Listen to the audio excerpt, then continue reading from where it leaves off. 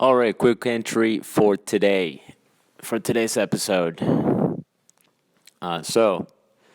Just graduated a class today. We had these students for 3 months. We started out with the vicinity of 32 and maybe like 27. Anyways, between 28 and 33, something like that. And we ended up graduating about 18. So in a period of 3 months, we went from about 30 to 18 students.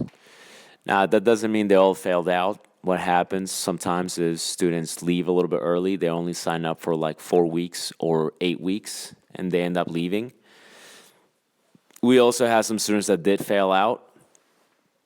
And we had students that, they changed from like the full 3 months to the 8 week. So that stuff happens. It's just a 3 month school. Now, how you feel about school for dog trainers, that's not what this video is about. Some people like them, some people don't. I myself happen to be a fan of dog training schools. I went to 2 dog training schools. The first dog training school I went to was a long time ago, and it just helped me so much in my career. Second dog training school I went to, which is where I currently work, I went there after a handful of years in the industry already. And I did it to expand my knowledge, and it was just definitely well worth the, putting my life on hold while I went to school. And now I'm very fortunate that I get to kind of pay it forward and help other people in their journey where they're new, they're starting out, or they are where I once was, which is, some of these students have been in the industry and they're just coming to school to expand their knowledge.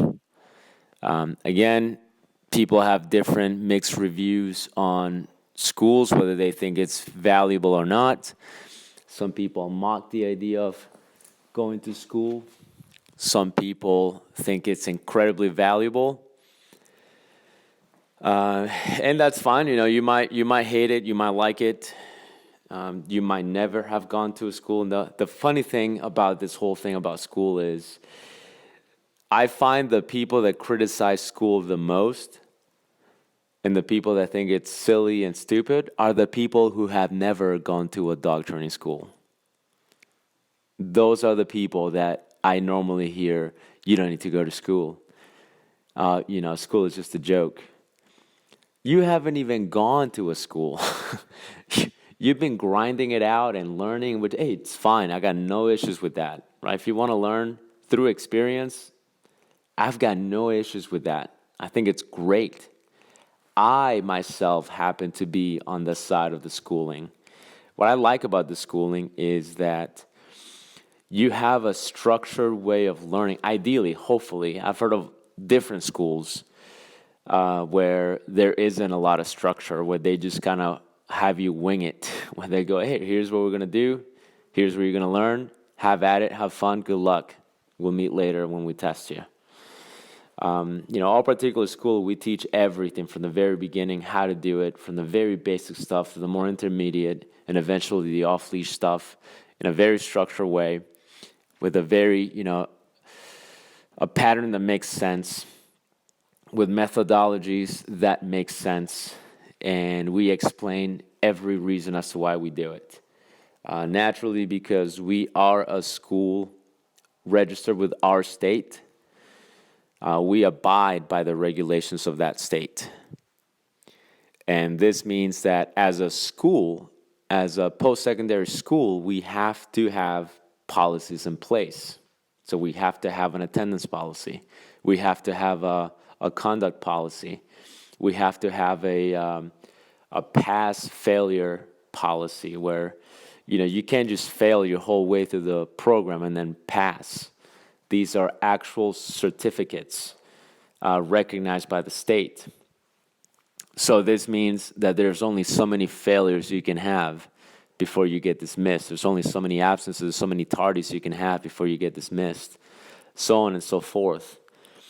Just not long ago, but a couple of weeks ago, somebody, a representative from the state, showed up randomly, which this happens all the time. They show up for audits. It's just kind of part of the process where, they'll show up and like, hey, we're just here to look at your attendance book, look at your files, look at your student progress. So they spend a few hours doing that. And then, and then they leave. No discrepancies, everything's fine, they leave. But that's what I like about the school that I work at. It's very structured. First school I went to, it wasn't like that.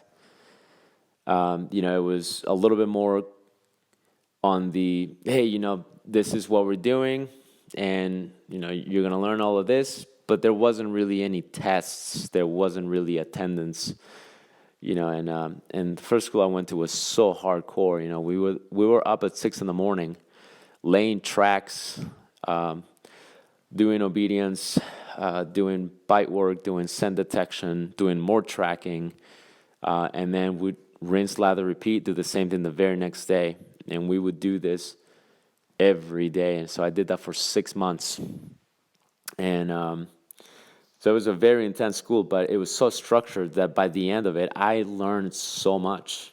So when I went into the workforce, I had a lot of experience already. I knew what some of the people that I worked with didn't know. I had the work ethic. I had the troubleshooting knowledge, because I had seen so many dogs. It wasn't like, I just got assigned one dog and I spent the 6 months with that dog. I went through dozens and dozens of dogs throughout that period. And so, I was training and I was helping people that had been in the industry for like 10 years, handlers that had been doing this, I've been handling for 10 years. Now, yeah, handlers are handlers, they're not trainers, but I was able to hold my own, and it helped me so much. So I'm a big fan of dog training schools. You might not be. If you're not, I suggest that you at least, either consider going to one and find out for yourself, or shut the fuck up and just don't say that schools are stupid because you've never been to one, right? I'm not gonna say training on your own is stupid when I didn't learn that way. I still think it's very valid. And the other thing that cracks me up too is people will go, schools are stupid because I've seen people who come out of dog training schools and they don't know shit. Well, yes, that does happen, right? Sometimes you do have students that kind of fall through the cracks. And depending on the program, if it's not very structured, they're going to fall through the cracks and they're going to, quote unquote, graduate. Even even in our school, even though we are very regulated and we do have a pass-fail policy, we do have an attendance policy, and even then, because it's a numbers thing, right? We'll have students that we're like, this person is probably not going to pass. They do well on tests, or their dogs carry them on their back the whole time. Their dogs do well on the test, and then therefore by default they pass. So that's a little bit frustrating sometimes, but it does occasionally happen. We do have graduates that go out into the workforce that I'm like, oh my, how did you graduate? How the hell did you make it? And it's a funny thing because the other instructors and I will look at each other like, how has this person not failed yet? But they pass, and some of them do well. Some of them go out there, and fortunately, they stop doing it. They graduate, they leave, and then that's it. They're done. And the ones that are committed, the ones that are good, they'll pass. They'll go on. They'll keep learning. They'll continue in their career, and they do amazing. And occasionally, we'll even have the students that did not pass and still go out there and still make it happen and are amazing. So yes, if you have seen a graduate from a program that wasn't shit and you're like, this person is horrible, you can't just judge the entire, dog training space, like, the whole dog training school space, and go, all dog training schools suck. because I saw that one dog trainer that went to a dog training school and she was shit or he was shit. And therefore now you are just lumping every single dog training school because of that one person. That's just ridiculous. I mean, it's even ridiculous when we have graduates of our program that, they barely pass. And then people will go, oh man, I saw a student from that program and she sucked or he sucked. So that program is garbage. Again, same thing. We have just as many great students as there are, mediocre students, and we will have the occasional student that maybe didn't do too well, or they failed, or they barely passed. But anyway, so they graduated this week. Very proud of this group of people. Not every class is this, every class is different. We see the same patterns. We see the same cliques. We have students that that eventually they get together. They become really good friends. We have the cliques, the mean girls. We got the very, very friendly guy or guys, and then we have like the quiet one. The same dynamics in every single school. But this last class was great. They were all. I was telling them too in their graduation. They were all, one. It was like one clique, one big clique. They all got along great. They were just really nice people. Usually what happens is we'll have one student, a few students that are shitty, and then they contaminate the whole attitude of the entire class. We have a few shitty students every once in a while, like shitty attitude, whiners, complainers, and then they'll attract more whining out of the other students. They kind of pull the worst out of people, and then before you know it, like half the class is bitching and whining. We also have that on the other side. We'll have a few students that are really good, really amazing, and then they make the other class, they elevate the other class with the right attitude. This particular class, we had a bunch of awesome students. They all pushed each other. They all did great.